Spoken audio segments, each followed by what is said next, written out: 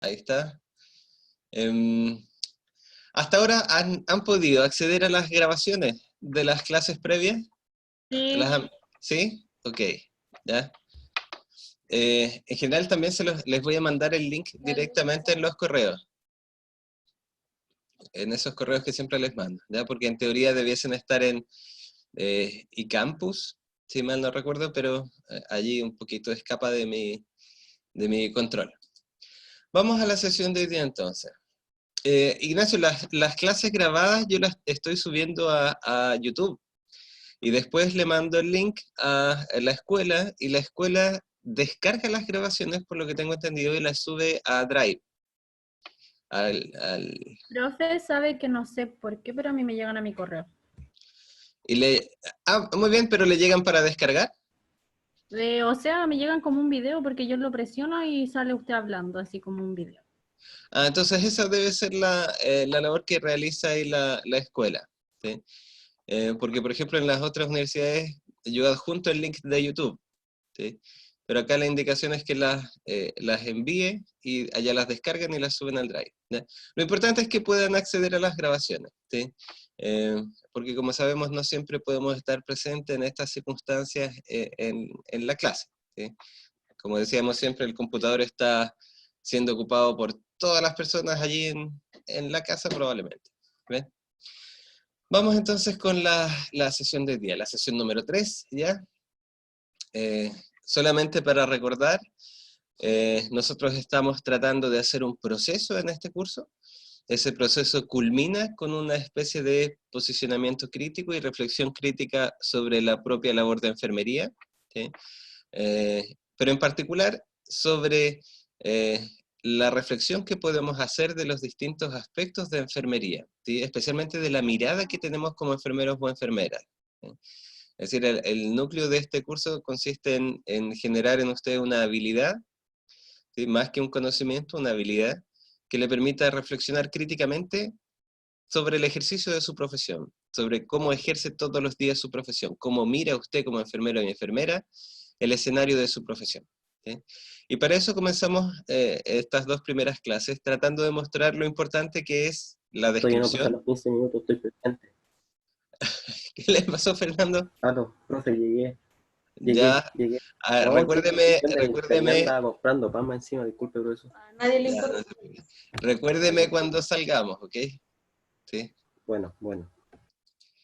Y entonces tratábamos de mostrar cómo la descripción es sumamente importante, porque de alguna manera en la descripción nosotros somos capaces de mirar cómo actúan nuestros prejuicios, nuestros valores previos, los conocimientos previos, y cómo a partir de esos elementos previos nosotros formamos una perspectiva para mirar e interpretar el mundo. Entonces, como enfermeros y enfermeras, cuando usted vea su espacio profesional, vea al paciente, vea a la institución y vea a los colegas, usted tiene que empezar a tomar conciencia que esa mirada está marcada por prejuicios, valores previos y conocimientos previos. No necesariamente eso es negativo, pero sí es importante tener en cuenta que esos elementos están actuando para producir mi interpretación de la situación profesional, ¿sí? Entonces lo que hemos tratado de hacer estas dos primeras clases, por ejemplo a través de la actividad de la semana pasada, el fin del mundo, era básicamente que usted empezase a tomar conciencia cómo cada uno de los roles que aparecen aquí, la estudiante, la doctora, el enfermero, la mujer embarazada, el pequeño de 4 años, ¿sí? El TENS y la matrona, cómo cada uno de esos roles, por decirlo así, se encuentran un poco estereotipados o preconstruidos en su mirada, ¿sí? Entonces, cuando usted piensa en una doctora, hay ciertos valores previos que producen una interpretación de quién es una doctora, qué es capaz de hacer, etc., ¿sí? Cuando piensa en una estudiante de cuarto medio, lo mismo. Hay un conjunto de valores y de prejuicios y de conocimientos previos que le hacen decir a usted quién es esa estudiante de cuarto medio, ¿sí? Sin siquiera conocerla. ¿Me explico? Sí, profe. Sí, Ya, muy bien. Entonces, este ejercicio era importante porque en la práctica, cada uno de esos roles, por ejemplo, usted los ve en un espacio profesional, ¿sí? En el espacio de enfermería, usted ve estudiantes, ve doctoras, ve doctores, ve enfermeros, ve TENS, ¿sí? Y por lo tanto, usted construye o preconstruye un mundo a partir de esos prejuicios, ¿sí? Entonces el ejercicio, además de intentar ayudarle a usted a visualizar los prejuicios que están actuando allí, queríamos notar cuáles resultaban más difíciles de cambiar, cuáles resultaban más fáciles de cambiar, ¿sí? Por ejemplo, si pensamos, oye, un poquito para atrás, si pensamos en la mujer embarazada, ¿sí? ¿Cuál prejuicio fue el más difícil de cambiar? ¿Cuál fue la idea previa más difícil de sacarse de encima? Que era inservible, o sea, que no era tan útil como los demás. Claro. ¿Ya? Ajá, Era más como una carga. claro. Había que Era muy protegerla y no dependiente, era muy podía. dependiente. Ajá, que era muy dependiente y por lo tanto en ese espacio nuevo iba a ser más bien un peso adicional para todo el resto, ¿sí? Y Entonces, ese prejuicio tan difícil de cambiar, también es el prejuicio que va a estar operando en nosotros cuando como enfermeros o enfermeras veamos llegar a una mujer embarazada, ¿sí? Va a estar allí. Lo primero que va a ocurrir es que ese prejuicio va a hacerse presente, ¿sí? Entonces quizás usted trate de ayudarla, trate de acomodarla, de ver si necesita un poco más de soporte, ¿sí? Pero eso movido por el puro prejuicio. Ahora, ¿qué era lo que a la mujer embarazada la volvía tan, por decirlo así, tan dependiente? ¿Qué era lo que le impedía tener más actividad física? El estado en el El estado en el que está. ¿De acuerdo? Su condición de embarazo, ¿sí? ¿Algunos de los grupos pensó por un momento qué posibilidades tenía esa mujer con respecto a su embarazo? o sea, igual en el grupo de nosotros como que debatimos harto eso porque podría tener una vida y podría poblar más el planeta y bla, bla, bla. ¿De acuerdo? En ese sentido, esa vida era un aporte, ¿sí? Pero también si Sí, quisiesen, pero en sí era una carga. sí, por lo mismo, y si quisiesen verlo al revés, más bien como un peso, ¿qué podría haber hecho esa mujer embarazada para terminar con esa condición? Abortar. Combo en la guata. Claro, abortar. Algunos, por ejemplo, algunos de ustedes que defendió o le tocó defender el rol de la mujer embarazada, propuso como argumento que si llega a ocurrir eso, si el planeta es realmente hostil, ella puede abortar. No, no lo Nadie pensamos lo vio. nosotros. Ya, muy bien. Teófilo no lo vieron. ¿Y en los demás grupos nadie ocupó esa idea? No, profe, Profe, en el profe. grupo de nosotros tampoco lo vimos desde el punto de vista de que, o sea, si queríamos poblar el planeta, era bueno que tuviera un Necesario. bebé. Claro, era Exacto, necesario que tuviese un necesario. bebé. Ajá. Pero desde allí también podía haberse visto la otra posibilidad. Si el planeta es demasiado agreste, si el planeta es demasiado violento y salvaje, ella también tenía la posibilidad de abortar. Entonces lo que trato allí de mostrarle es que recuerde silenciar los micrófonos si no me va a hacer como alguna opinión o algo así, ¿ya? Entonces lo que quería mostrarles es que esos prejuicios que nosotros tenemos a veces también nos impide ver otras posibilidades, ¿sí? Yo no estoy diciendo que, claro, que es bueno abortar ni mucho menos, pero estoy diciendo que es una posibilidad que la mujer tenía, ¿sí? Y que uno podría haber argumentado para mostrar que tenía estas dos facetas la mujer. Aportaba con una vida, pero también pudo haber aportado con su propio desarrollo y físico, ¿sí? Si es que decidía abortar. Pero ¿por qué cree que nosotros no vemos esa idea? La posibilidad de abortar. Profe, Porque la porque idea nuestra de poblar el profesión es planeta, dar pues, vida, ayudar a dar vida, o sea. Sí, porque Porque, generar más vida. ya de acuerdo, porque desde su perspectiva querían generar más vida, ¿sí? Pero recuerden No lo que... había nadie. ¿Sí? ¿Por qué? ¿Por qué Karen? Lo que pasa es que a mí me tocó defender a la embarazada. ¿Ya? Y yo creo que igual ella era un aporte porque ya llegaba con más vida Sí, y ella podía seguir teniendo hijos. claro, No. claro. Entonces la idea, si la idea era que repoblar, el planeta, tenían que haber más niños, o sea, ya sea que el planeta estuviera en condiciones o no, había sí, que repoblar el planeta de igual forma. Igual alguien tenía que quedar embarazada y tenía que poblar el planeta. Pero igual Claro. no sabía en cuánto iban a llegar al planeta. No, y lo Claro. difícil que sea adaptar también el bebé. Eso es lo que nosotros pensamos. Sí, pues el bebé también. Pero es que, oye, alguien tenía que hacerlo. Ya, pero Pero primero había que analizar el Lakatá. Bueno, eso es lo que pensamos. Sí, muy bien. Ahora no vamos a volver a rehacer esa discusión, ¿sí? Solamente quería que notaran que, por ejemplo, la pregunta y el contexto orientaron la interpretación que íbamos a hacer de la mujer embarazada, ¿sí? Como el contexto era repoblar el planeta, ¿sí? Entonces naturalmente el embarazo parecía positivo desde ese contexto. Y desde ese contexto también resultaba muy absurdo o extraño para el sentido común empezar a pensar en que una posibilidad de esa mujer era terminar con su embarazo, ¿sí? ¿Qué trato de decirle con eso? El contexto cultural y el espacio donde nos encontramos también determina o condiciona las opciones que vemos para producir nuestras interpretaciones del mundo, ¿sí? El problema puso un contexto para que usted pensase que era positivo, por ejemplo, como me decían ahora, que la mujer estuviese embarazada, ¿sí? Que era un aporte más. Y por lo tanto el contexto hacía ver el embarazo como algo valioso o argumentable, ¿sí? Pero también ese contexto impedía que pensáramos la otra salida, ¿sí? La otra posibilidad que tenía ciertamente esa mujer, abortar. Y más si, por ejemplo, dentro del espacio de la nave, iba alguien del ámbito de la salud, ¿sí? La doctora, el enfermero, el tenso, la matrona, ¿sí? Con cualquiera de esos roles, la mujer podría haber abortado quizás incluso en condiciones más seguras, ¿sí? Entonces, tenemos prejuicios que son más fáciles de cambiar, prejuicios que son más difíciles de cambiar, y tenemos un contexto, en este caso el problema, ¿sí? Que hace que usted interprete las situaciones con cierta tendencia, con cierta perspectiva, ¿sí? Por ejemplo, ¿qué es lo que debe hacer un profesional, enfermero y enfermera, en su espacio profesional?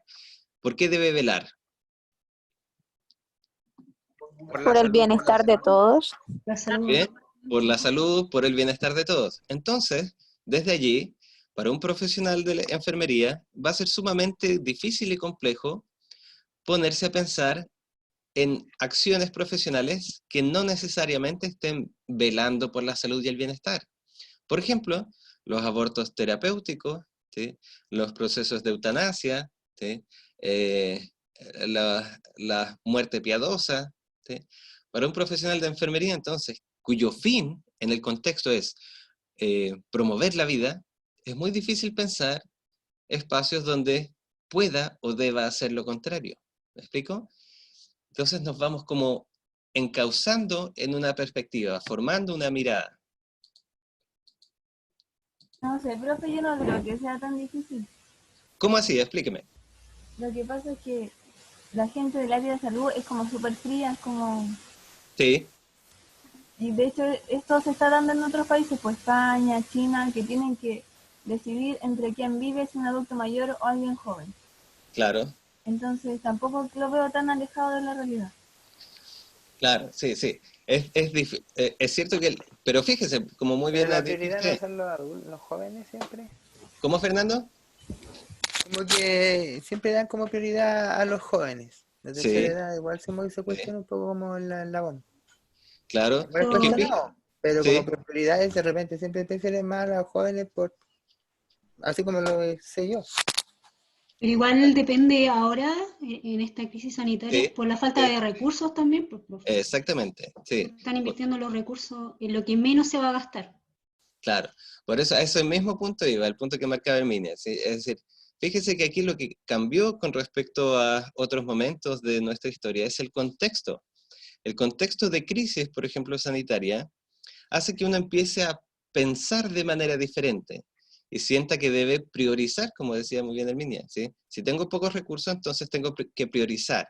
Y allí yo empiezo recién a preguntarme a quién le otorgo el beneficio de salud y a quién no, que es más o menos lo mismo que ustedes se tenían que preguntar en la nave. quiénes suben y quiénes no. Dígame, Fabricio. Sí, como comentario, es que se supone que nuestra profesión, tanto el enfermero, el técnico, enfermería, paramédico, todo hacia abajo, dependemos siempre justamente de esta jerarquización, desde el triage en un servicio de urgencia, desde no sé quién va a ser atendido primero, tanto administrativa como atención directamente, siempre en salud hacemos eso. Es súper complejo de hecho porque de pronto empiezas a chocar tanto con tu pensamiento propio como lo que es el proceso en sí, lo que es fríamente calculado, como por ejemplo en el triage, en una emergencia, en un accidente múltiple, cosas así. Es un tema súper recurrente.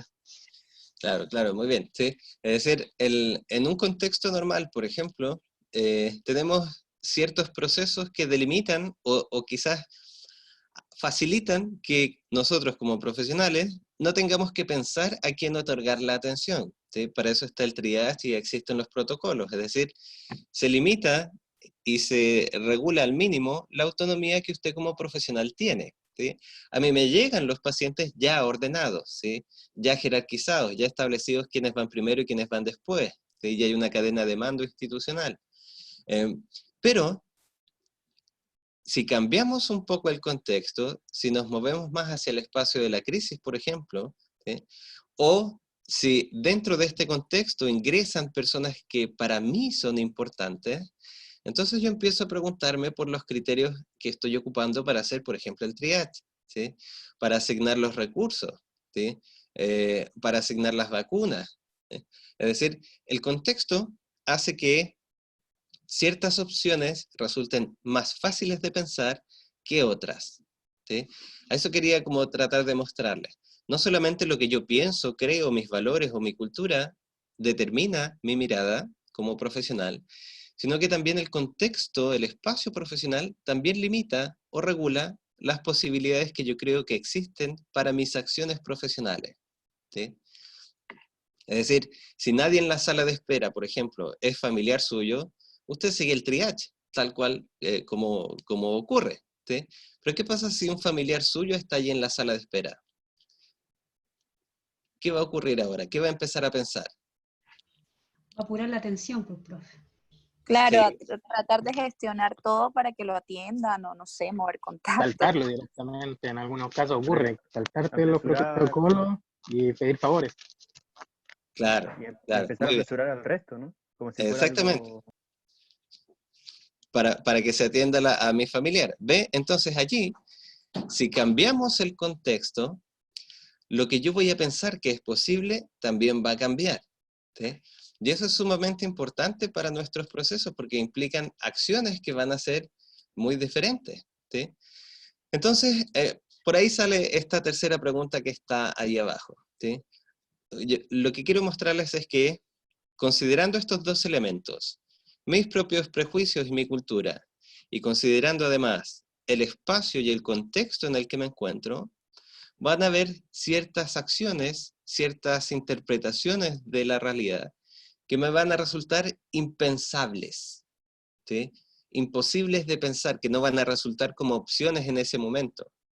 ¿Se fijan? Si estoy en un contexto natural, cotidiano, yo ni me pregunto por acelerar el triage, no ando moviendo los hilos ni pidiendo favores, ni siquiera lo pienso, ¿sí? Yo funciono, opero normalmente.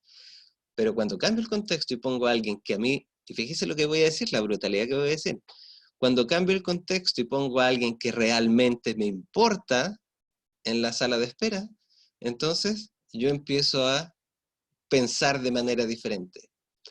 ¿Se fija la brutalidad que dije recién? Claro, profe, porque igual a nosotros como profesionales nos importan todos los que están ahí, pero cuando llega un Sí, familiar, eso sí. sobrepasa porque ya hay afectos involucrados, es distinto. Por eso, Sí, ahí ¿ves? nos damos la visión en embudo y sonamos porque perdemos la perspectiva de la generalidad. Exacto, Claro, exactamente. a eso traté de mostrar. Si bien es cierto, discursivamente, ¿sí? En el discurso el paciente nos importa, ¿sí? Siempre debe importarnos el otro. También es cierto que prácticamente esa importancia tampoco es tan alta como aquellos que forman parte de su círculo íntimo y afectivo. ¿Lo ves? Profe, Ahí Dígame. nuestro criterio no está haciendo bien, no está haciendo bien hecho. Formalmente uno podría decir, claro, que no está siendo objetivo, ¿sí? Pero eso también es algo que vamos a discutir, ¿sí? ¿Hasta qué punto realmente nuestras miradas son objetivas? ¿Sí? Eh, por ejemplo, Profe, dígame. perdón, pero también yo creo que en ese caso, como dice usted mismo, hay que ver el contexto, porque puede estar mi familiar, pero si dentro de la urgencia hay alguien que tiene más riesgo, no sé, riesgo vital o algo así, uno igual tiene que manejar la situación en el sentido de que primero lo primero, porque está bien que está el familiar de uno, entonces también influye mucho lo que usted está diciendo, el contexto, de qué tan grave puede llegar otra persona aparte de mi familiar. Sí, claro, ciertamente, pero allí cuando cambia el contexto, junto con preguntarme qué puedo hacer para incorporar más rápido a mi familiar, también me pregunto si esa incorporación es tan urgente y necesaria dependiendo de los demás pacientes, pero lo que quiero mostrarles es que al cambiar el contexto, yo también empiezo a pensar de manera diferente. Porque en un contexto normal ni siquiera me preocupo por el orden en el que estoy recibiendo a los pacientes, simplemente los recibo. ¿Te fijas? Entonces, Sí. muy bien, hasta allí es muy importante esto que estamos diciendo, ¿sí? Tenemos dos factores o dos líneas o dos dimensiones que influyen en la manera como vemos el mundo, ¿sí? Nuestros propios elementos culturales y valóricos, ese es uno, y el otro es el contexto cultural y el contexto en el que inmediatamente me encuentro, ¿sí? Esos dos elementos determinan la interpretación que yo voy a dar al mundo que me rodea, ¿sí? Entonces, por ahí, como decía este señor William James, ¿sí? El mayor descubrimiento de mi generación, dice, es que un ser humano puede alterar su vida al alterar sus actitudes. Para percibir el mundo de forma diferente, decía él, debemos estar dispuestos a cambiar nuestros sistemas de creencias, dejar pasar el pasado, expandir nuestro sentido de la hora y disolver el miedo de nuestras mentes. Bueno, esa frase que puede sonar un poquito así como de esto, de autoayuda, de esos manuales, lo que me importa a mí de esa frase es que muestra que la percepción del mundo depende de las creencias, o en nuestro caso, como hemos dicho, de los prejuicios o conocimientos previos, ¿sí? El mundo lo vemos desde esas creencias, desde esas convicciones que tenemos, ¿sí? ¿Se acuerda cuando veíamos la foto de la pareja que se estaba abrazando en la primera sesión? Sí, profe. ¿Sí? Allí eran sus valores, sus creencias las que les hacían decir, ahí hay una pareja, hay amor, ¿sí? Si uno tuviese que decirlo de esa forma. El amor, en rigor, no existe para aquel o aquellas que no crean en el amor, ¿sí? El amor en sí mismo no es una realidad, no es como el piso que usted está pisando, ¿sí? O es una realidad.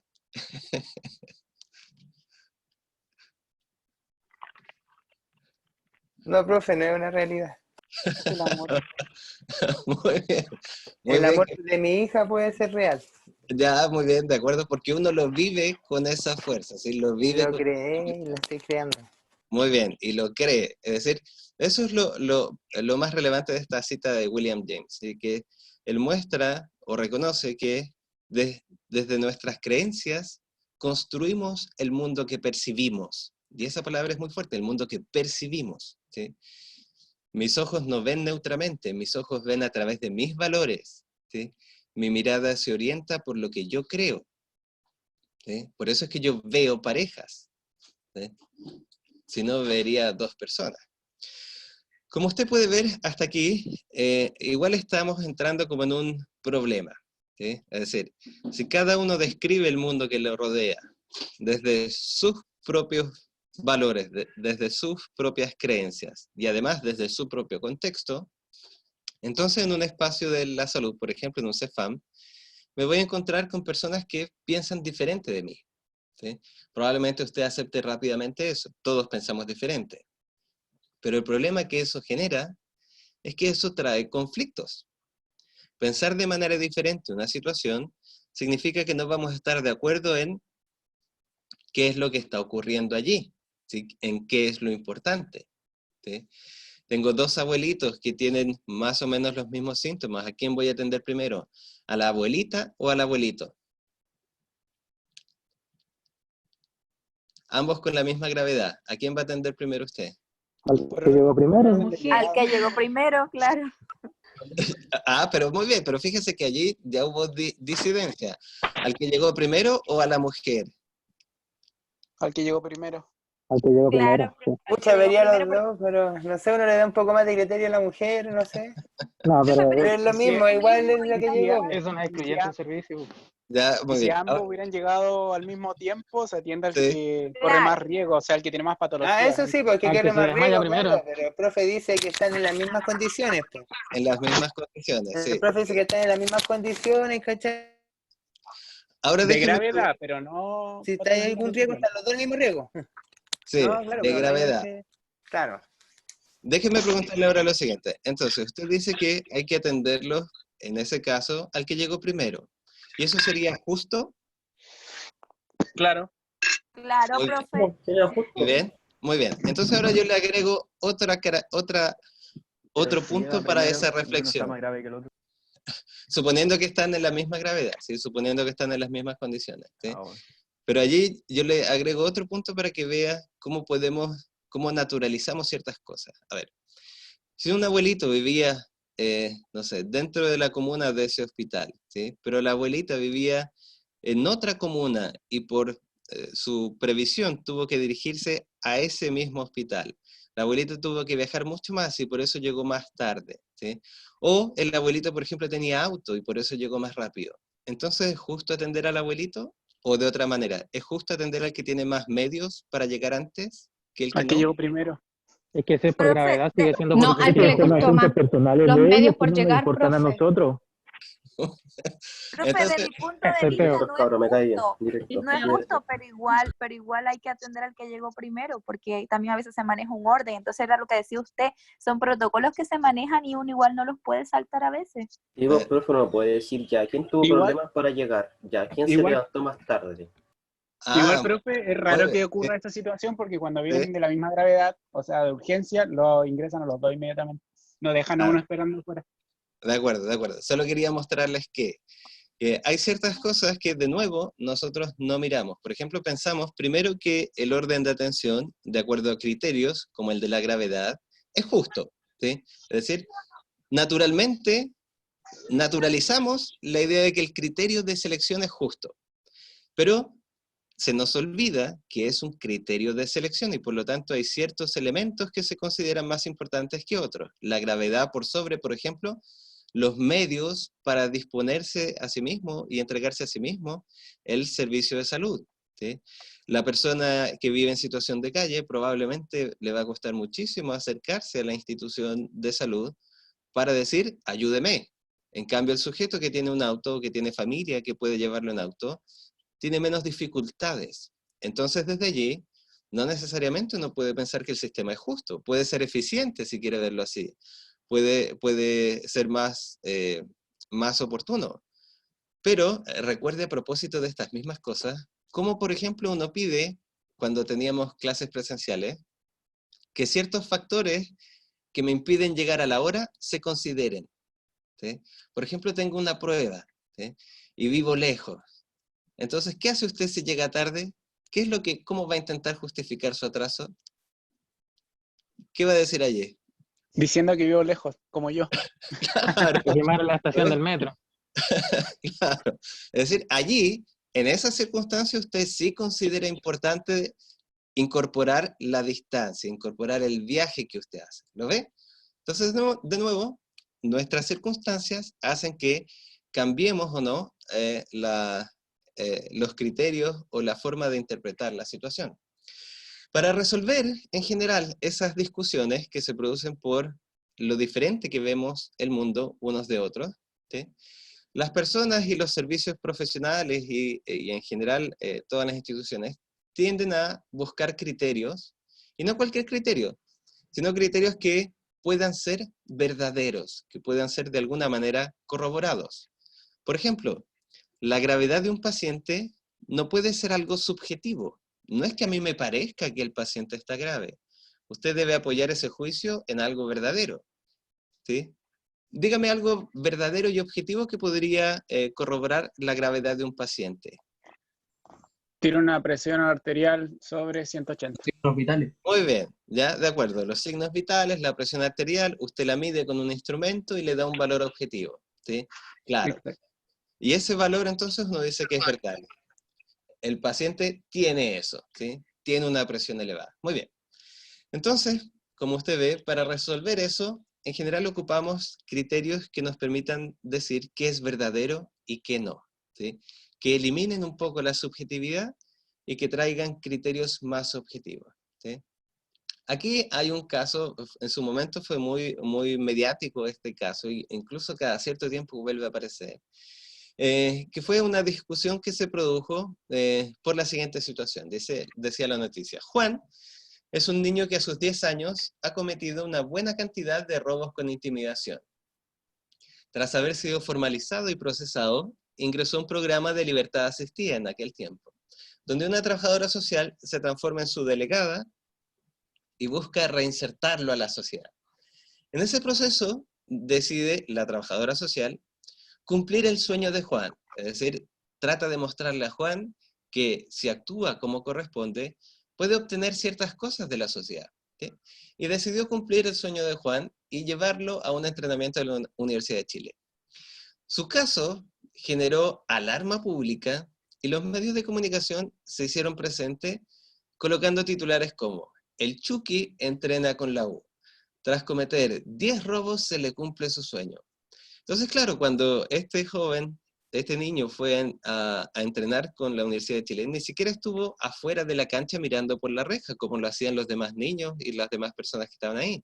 Entró a la cancha, se le permitió jugar con los jugadores. Entonces, desde ahí, la perspectiva que tenía la gente que estaba afuera, y la perspectiva sensacionalista también que el diario quería colocar, es que eso es justo. Es justo que un niño que ha robado con intimidación más de 10 veces sancionado, y quizás cuántas sin sancionar, ahora se le permite entrenar con la Universidad de Chile cuando hay niños, por ejemplo, que están afuera de esa cancha, que se han portado bien toda su vida, que han ido al colegio, que han tenido buenas notas. Entonces, ¿para ellos es justo? No, pero tenía talento. No, no, si no tenía ningún talento. Juan solamente era un niño cualquiera que se le permitió ir a pelear para allá. No es que tuviese talento futbolístico. Dígame. Yo creo que es justo, porque no es justo. Si decimos que no es justo, sería como un prejuicio que tendríamos sobre el niño. Porque a pesar de que tuvo un pasado oscuro, pudo haberse reivindicado y ya era una persona de bien, como un futbolista. Sí. Pero todavía no se reivindicaba. No dice eso. Lo hicieron para que él cambiara su forma de pensar, su forma de actuar. Claro. Entonces estamos premiando a alguien que se ha comportado mal, esperando que a futuro se porte mejor. Ajá. Claro, esa era la idea de la trabajadora social, mostrarle... Cosa que no va a pasar. Pero, claro, ¿qué pasó finalmente? ¿Qué ocurrió? Los diarios hicieron tal escándalo, salió en las noticias, este joven, este niño en ese entonces, su identidad se expuso públicamente, cosa que no puede pasar. Usted sabe que en general la identidad de los niños debe resguardarse, y se transformó en un mote, en una frase que todo el mundo recordaba, el cizarro, ¿sí? Y apareció una y otra vez, y seguía apareciendo hasta, creo que incluso este año volvieron a insistir en él. Entonces... No, tan cana ahora. Claro. Pero fíjese cómo todo el mundo de pronto ahora se entera de su situación porque los diarios sintieron que era necesario exponerlo por lo injusto de eso, ¿sí? Entonces, aquí tenemos un conflicto, ¿sí? La trabajadora social lo hizo con un cierto criterio, ¿sí? Con un criterio que ella pensó que era objetivo, que podía demostrar, ¿sí? Sin embargo, la otra perspectiva, la de la gente de la calle, de los diarios, etcétera, no le pareció, ¿sí? Y eso se repite una y otra vez. Recuerde lo que pasó con ahora este último tiempo, con el sujeto el médico que fue trasladado en un avión de la FACH, si mal no recuerdo, y que tenía COVID-19, ¿sí? La gente dijo, ¿pero cómo? ¿Por qué lo trasladan a él? Porque la familia lo pidió, la familia tiene ingreso, entonces por eso le prestamos el avión de la FACH. No venía ni entubado, profe. Y allí empieza toda la revisión del caso. Pero alguien, lo que quiero tratar de Pero no mostrar, llegan a nada, po. alguien pensó que esa acción era justificable y objetiva. Todo el resto no lo entendió así. Pero eso ocurre, le ocurrió a esta trabajadora social, le ocurrió a ese equipo médico, si es que lo vieron de esa forma, y le va a ocurrir a usted en su propio espacio profesional. Por lo tanto, uno tiene que ser capaz de justificar por qué estos criterios que yo estoy ocupando para justificar mi acción profesional son verdaderos, ¿sí? ¿Por qué no me los pueden cuestionar? ¿Sí? Y no siempre podemos apelar, como me decían recién, a valores objetivos y claros como la presión arterial, ¿sí? No todas nuestras situaciones se describen con números, ¿sí? Vamos entonces ahora a revisar ciertos criterios y niveles en los cuales podemos ir como clasificando el conocimiento, ¿sí? Es decir, el conocimiento que nosotros podemos tener y ocupar para justificar una acción profesional, lo vamos a poner en una escala. La escala más básica y más pobre en ese sentido es la creencia, ¿sí? Yo creo que ese niño debe ser atendido. Yo creo que si metemos a este niño a la cancha, eso le va a ayudar. Yo creo que sería bueno que este paciente lo trasladaran en avión a Santiago, ¿sí? La creencia simplemente es una opinión que un individuo tiene, ¿sí? Y que de alguna manera está asentada en el interior de ese individuo y que lo lleva a pensar que lo que está pensando, lo que está proponiendo, el mundo que ve, es a lo menos plausible, verosímil, probable, ¿sí? Existen creencias racionales y creencias irracionales. Por ejemplo, hay personas que creen, ¿sí?, que en cualquier momento va a temblar, ¿sí? Y están, y cuando digo lo creen, digo actúan como si en cualquier momento fuese a temblar, ¿sí? ¿Esa creencia es una creencia racional o irracional? Racional. ¿Por qué podría ser racional, Herminia? Racional, profe, porque no podemos vivir asustados. Muy bien, irracional, sí. Porque además, 50-50. no. Porque además no hay un proceso racional que me vaya a decir y que me asegure que efectivamente va a temblar, ¿sí? Yo puedo tener una sensación, pero si hubiese un proceso racional para saber cuándo va a temblar, entonces podríamos predecir temblores, y eso no ocurre. Por lo tanto es irracional, se basa más bien en una especie de ánimo, ¿sí?, de sentir. Dígame una creencia que sea racional.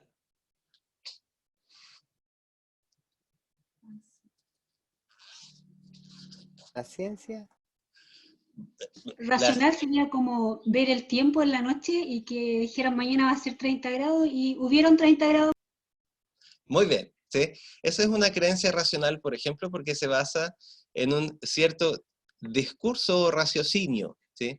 Yo puedo mirar el tiempo, veo que esa información la entregó el meteorólogo, y por lo tanto es racional, ¿sí?, creer en lo que están diciendo. ¿Se fija? Es una creencia que se sostiene en un argumento racional, ¿sí?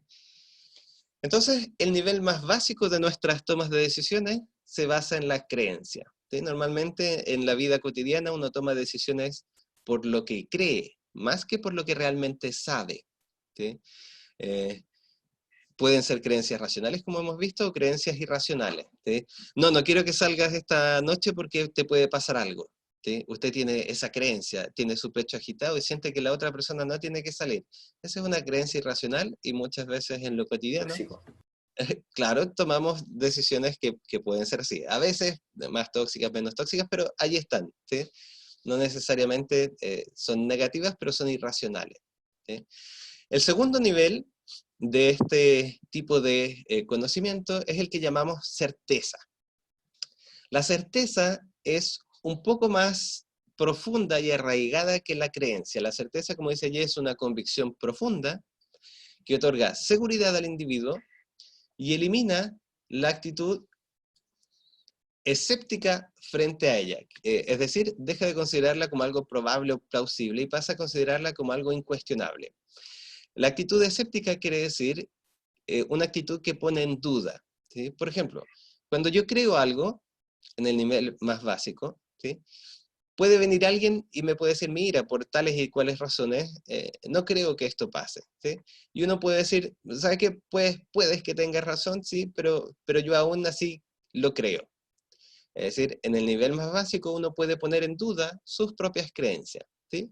Pero todavía las tiene. Dígame. Profe, pero eso va, yo tengo que tener una base para tener una certeza.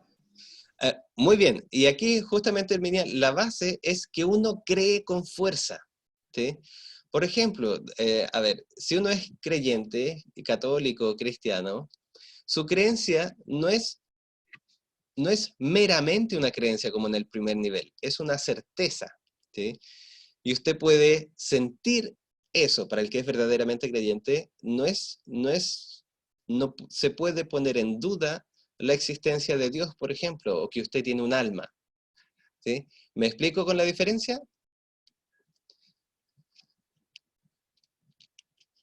Sí, profe. Muy bien, por ejemplo, yo podría decir, yo creo que es posible que el alma exista, ¿sí? Pero en mi caso, no lo creo. Allí yo estoy en el primer nivel, ¿sí? En cambio, usted me dice desde su creencia católica y cristiana, no, el alma existe, yo sé que existe y tú también tienes alma. Allí yo estoy en el nivel de la certeza, en el segundo nivel, ¿sí?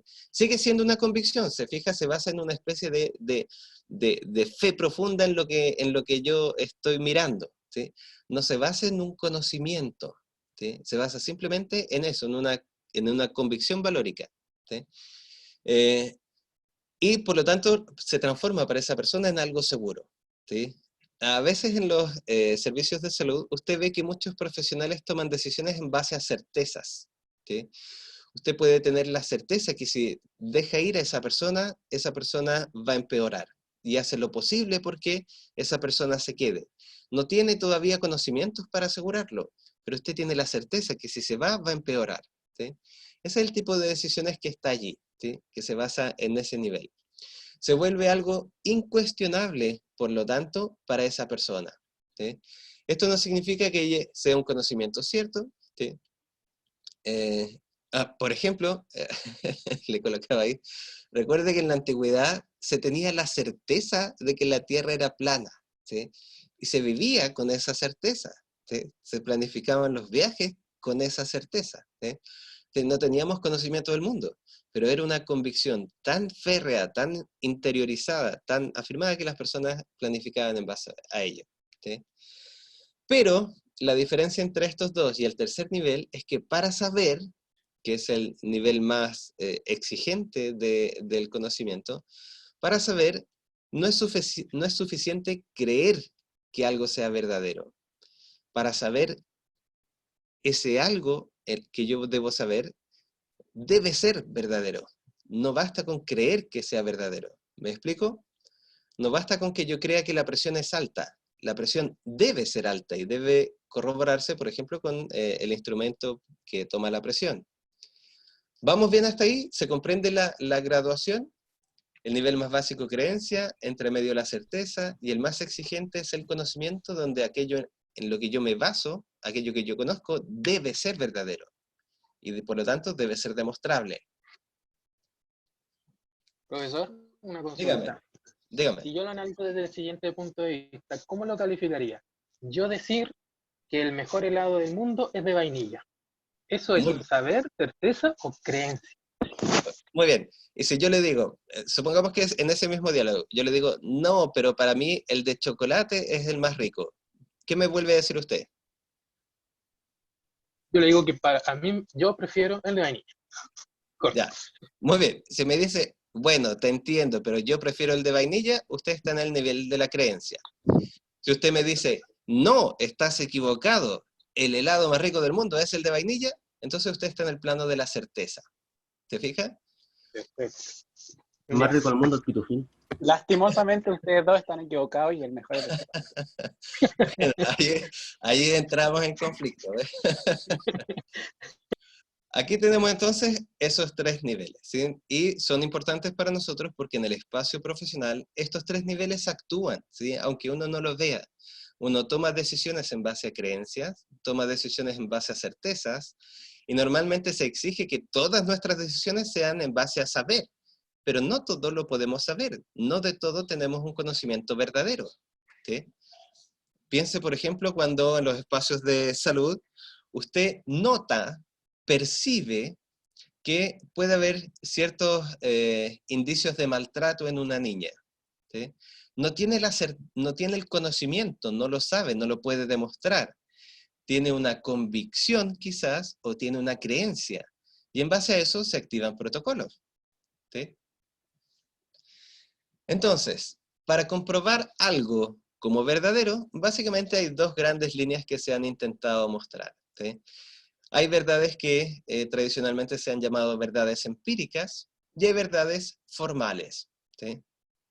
Las verdades empíricas son aquellas que se pueden comprobar por experiencia. ¿Sí? Le tomo la presión al caballero. ¿Sí? El instrumento me muestra el número de la presión. Esa es una verdad empírica, porque la puedo comprobar empíricamente a través de mis sentidos al observar el instrumento y el número que me entrega. ¿Sí? ¿Me explico? Si yo le digo, hoy día está lloviendo, ¿qué hace usted para comprobar mi afirmación? Mirar si está lloviendo. Muy bien, obviamente usted mira o sale y ve si está lloviendo. Si no está lloviendo, es decir, si su cuerpo no se moja, si no están cayendo gotas que usted vea con sus ojos, entonces usted me dice, eso es falso. Lo comprobó empíricamente, ¿se fija? A través de los sentidos. ¿Sí? Pero hay otras verdades que siguen siendo verdades, pero no se comprueban a través de los sentidos. Esas son las verdades formales. ¿Sí? Las verdades formales son afirmaciones que se hacen dentro de un conjunto de reglas o sistemas. Por ejemplo, las verdades matemáticas son verdades formales, pero para saber que son ciertas, uno tiene que saber el conjunto de las matemáticas. ¿Sí? Por ejemplo, si le pregunto a un niño de 2 años si 4 más 3 es 7, ¿el niño tiene elementos para poder decirme que eso es verdadero o falso? Si supiera contar, sí. Calculadora.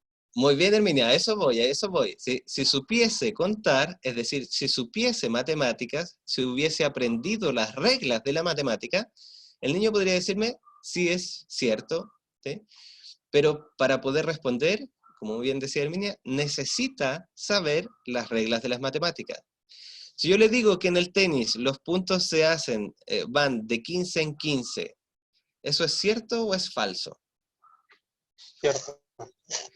Muy bien, y es cierto solo si usted sabe las reglas del tenis. ¿Sí? Las primeras veces, por ejemplo, que yo veía tenis, no entendía cómo se puntuaba, ¿sí? Porque no sabía las reglas. ¿Alguien que no sabe las reglas de fútbol puede saber qué es un gol? Sí, pues. No, pues si no sabe las No, reglas como si del no fútbol, sabe. tiene que saber las Sí, reglas porque del fútbol. en el baloncesto también es un gol.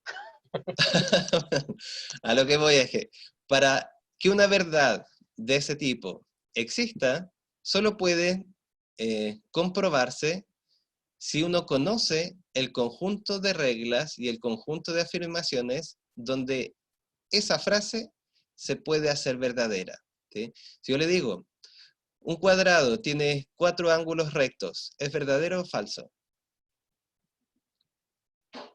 ¿Verdadero? Verdadero.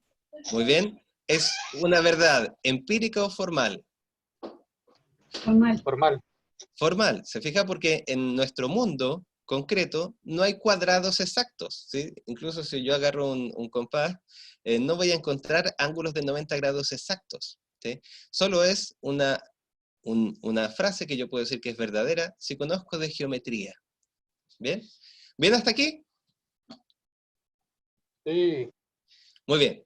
Entonces, nuestros criterios o el conocimiento, ¿sí? Puede ser validado de dos formas, empíricas o formales. ¿Sí? Todos nuestros conocimientos profesionales pueden ser validados desde allí de manera empírica o de manera formal.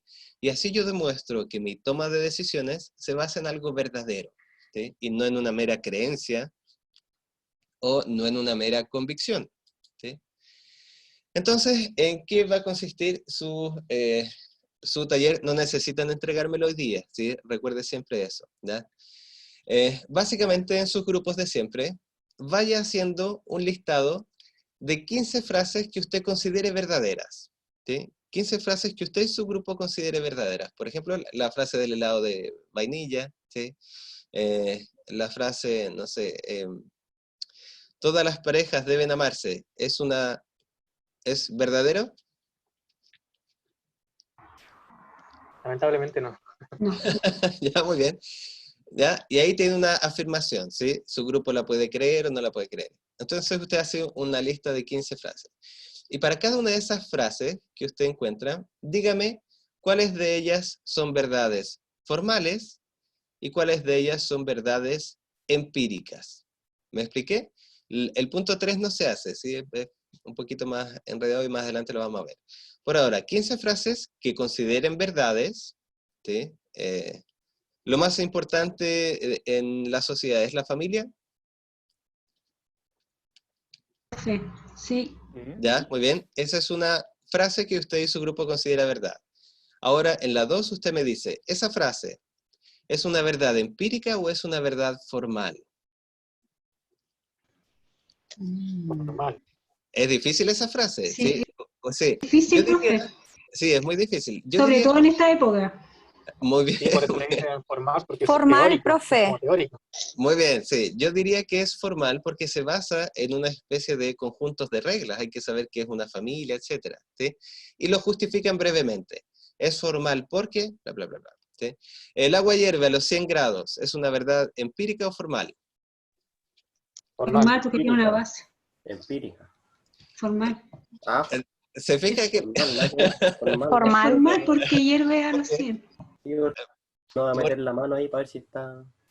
muy bien, pero yo podría tener un instrumento que me mida, que me indique el grado de temperatura que alcanza el agua cuando hierve, ¿sí? Entonces, yo sé que hay frases que van a ser más complejas que otras, ¿ya? Lo que me importa es que comiencen a aplicar la distinción formal y empírica. No siempre es tan obvio, ¿sí? Como vimos recién, los 100 grados puede ser en parte empírica y puede ser en parte formal, ¿sí? Pero me interesa solamente que empiecen con frases sencillas, busquen las frases más sencillas que encuentren y distingan 15 frases y de esas 15 frases, cuáles son verdades empíricas y cuáles son formales. ¿Me explico? Sí. Sí. Ya. Muy bien, jóvenes. Entonces, este sería nuestro segundo taller. Dígame. La 3 no se hace. La 3 no se hace, no, porque es un poquito más enredada, ¿sí? Profe, ¿para cuándo?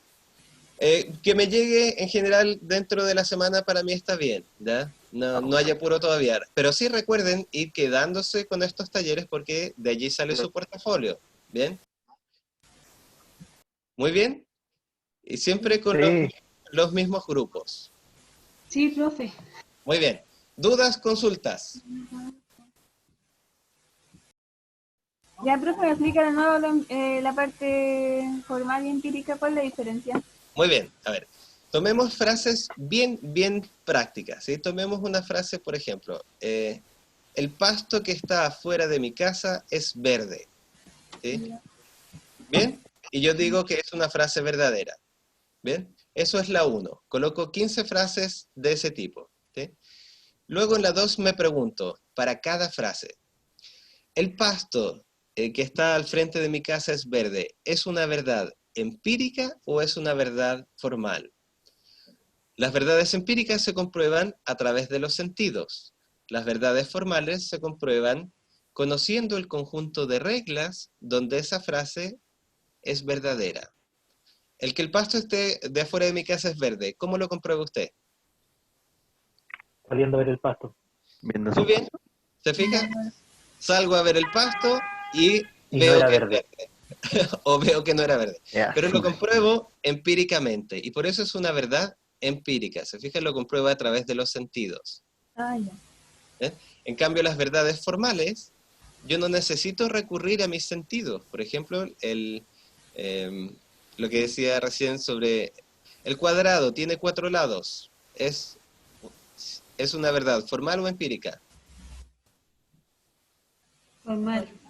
Formal, ¿por qué? Porque por definición, fíjese, ni siquiera tengo que ocupar mis sentidos, puedo cerrar los ojos y solamente pienso en las reglas geométricas y cómo define la geometría el cuadrado y lo define como una figura con 4 lados, así que es verdadero. ¿Se fijan? No recurrí a ningún sentido para comprobarlo. Lo formal es como más visto para algo científico, para algo hecho en la realidad. No, lo formal es más bien, son frases que resultan verdaderas dentro de un conjunto de otras frases o reglas de un ámbito. ¿Cómo? Pero, profe, una consulta.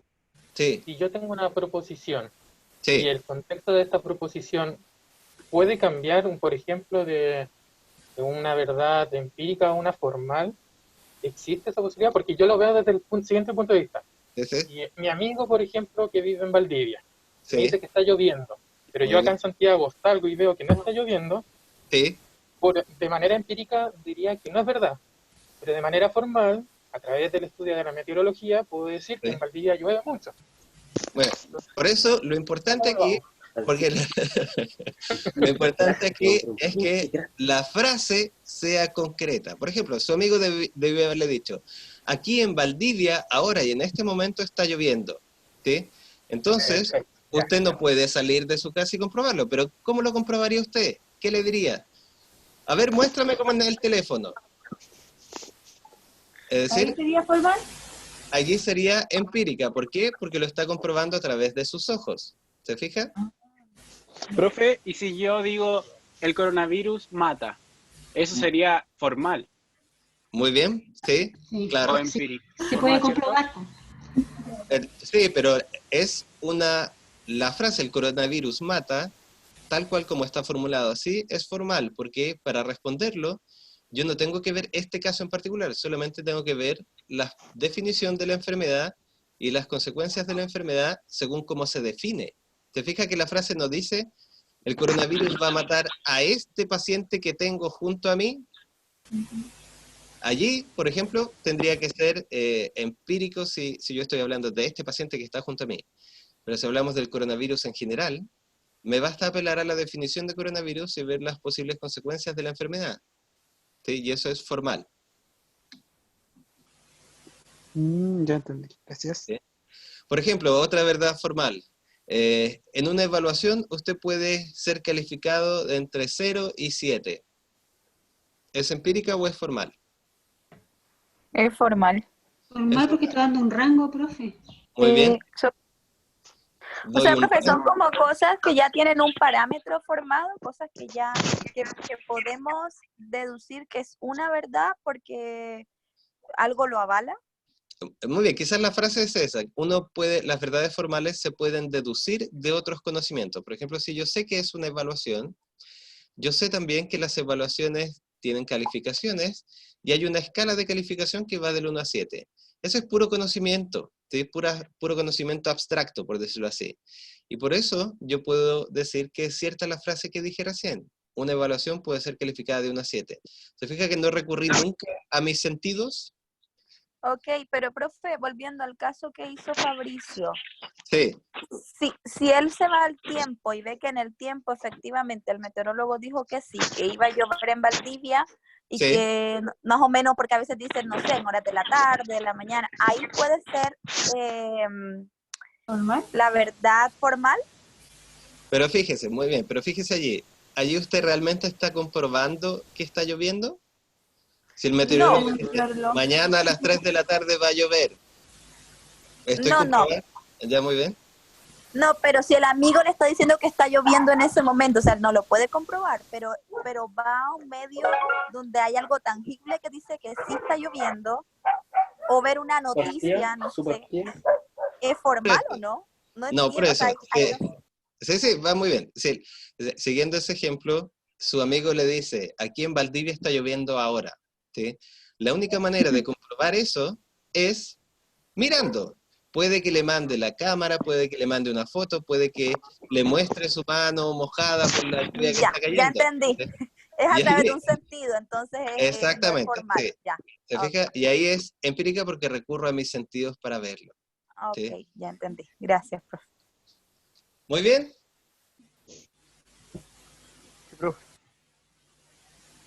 Ya, jóvenes, entonces lo vamos a dejar hasta acá. Entonces, recuerde este taller, mándemelo cuando pueda, dentro de esta semana, ¿sí? La idea es no agobiarse y que en realidad cuando uno haga el taller, lo haga bien y vaya practicando lo que estamos viendo clase a clase. ¿Bien? Ya, profe, gracias. Ha sido un gusto, cuídense. Gracias, profe. Descansen, Gracias, profe. Chao, Muy profe. bien. que Chao. estén bien también. Chao, profe. Cuídense, profe. De irme, ¿me podría dejar presente, por favor? Sí, sí, lo dejé presente. Ah, ya, ok. Profe, Eso. Dígame. ¿este trabajo se hace en Word? O pueden ocupar la misma presentación. Sí, Nancy, no, para mí no hay mayor complicación en eso. Lo que resulte más fácil es para usted. Ya, gracias. ¿Ya? Muy bien.